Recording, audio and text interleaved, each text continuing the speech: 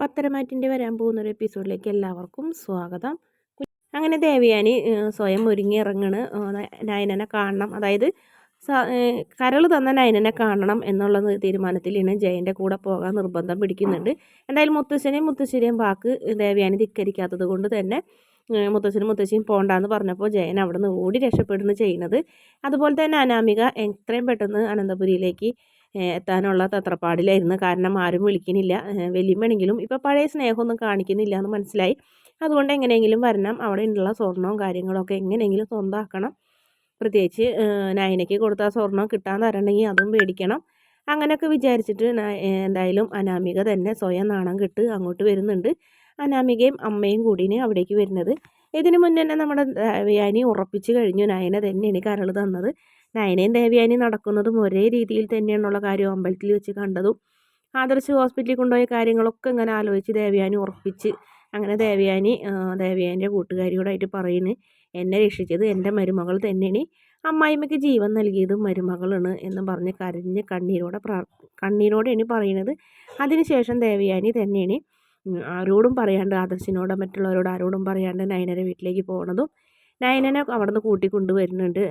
നീ എന്നെ തോൽപ്പിച്ച് കളഞ്ഞ് ഇനി നിൻ്റെ മുന്നിൽ ഞാൻ ഒന്നുമല്ല, എനിക്ക് മുകളിലാണ് നീ, നിനക്ക് എന്നൊക്കെ പറഞ്ഞു കഴിഞ്ഞിട്ട് കെട്ടിപ്പിടിച്ചിട്ട് നയനനോട് കണ്ണീരോടൊക്കെ സംസാരിക്കുമ്പോൾ നയനയ്ക്ക് ഒരുപാട് സന്തോഷമാവുന്നുണ്ട്. കനകയ്ക്കും ഗോവിന്ദനും അവർ പറയുന്നുണ്ട്, ഞങ്ങൾക്കൊന്നും വേണ്ട, ഞങ്ങളെ മകളെ ഒന്ന് സ്നേഹിച്ചാൽ മാത്രം മതി, ദേവയാനി ഒന്ന് സ്നേഹിക്കാൻ വേണ്ടി എത്ര നാളായി ആഗ്രഹിക്കുന്നു ഞങ്ങളുടെ മോൾ എന്നൊക്കെ പറഞ്ഞു. അപ്പോൾ ഇനി എന്നും ഈ സ്നേഹം ഉണ്ടാവും, ഇനി ഇവൾ എൻ്റെ മോളാണ് മരുമോളല്ല എന്നും പറഞ്ഞിട്ടാണ് കൊണ്ടുവരുന്നത്. അനന്തപുരി തറവാട്ടിലാണെങ്കിൽ എല്ലാവരും ഞെട്ടി ധരിച്ച് നിൽക്കണ സത്യമാണോ സ്വപ്നമാണോ എന്ന് പോലും വിശ്വസിക്കാൻ പറ്റാത്ത രീതിയിലായിരുന്നു ആദർശും.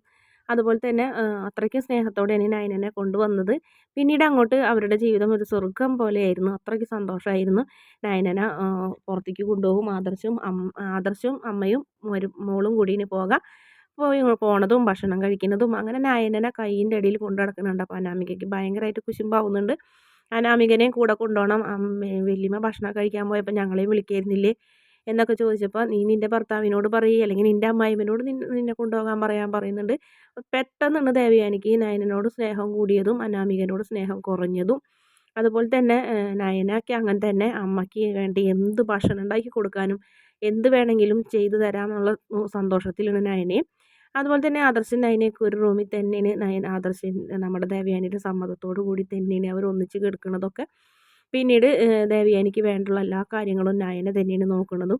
അങ്ങനെ നയനനോട് അടുക്കളപ്പണിയൊന്നും എടുക്കണ്ട, അവിടെ വേറെ പെണ്ണുങ്ങളൊക്കെ ഇല്ലേ, ഒരിക്കലും നീ തന്നെ ഇരുന്ന് ഇവിടെ ഭക്ഷണം ഉണ്ടാക്കണ്ട, എല്ലാവരും അടുക്കളയിൽ കയറണം എന്നുള്ള തീരുമാനം എടുക്കുന്ന ദേവയാനി. അങ്ങനെ ദേവയാനി നന്നായി മാറിയത് കണ്ട് മുത്തശ്ശനും ജയനൊക്കെ ഒരുപാട് സന്തോഷമാവുന്നുണ്ട്. അതുപോലെ തന്നെ ഇനി നയനമോളെ ഇവിടെ ഇട്ടേ ശരിയാവില്ല, നയനമോൾക്ക് ഒരുപാട് കഴിവുകളുള്ളതുണ്ട്. അതുകൊണ്ട് തന്നെ മൂർത്തീസ് ജ്വല്ലറിയുടെ MD വരെയും നയനയ്ക്ക് ആകാനുള്ള അവകാശമുണ്ട്. അതുകൊണ്ട് തന്നെ ഇനി മൂർത്തീസ് ജ്വല്ലറി ഭരിക്കേണ്ടത് ആദർശും അവൻ്റെ ഭാര്യയാണെന്നും കൂടി തീരുമാനിക്കുന്നു ദേവയാനി.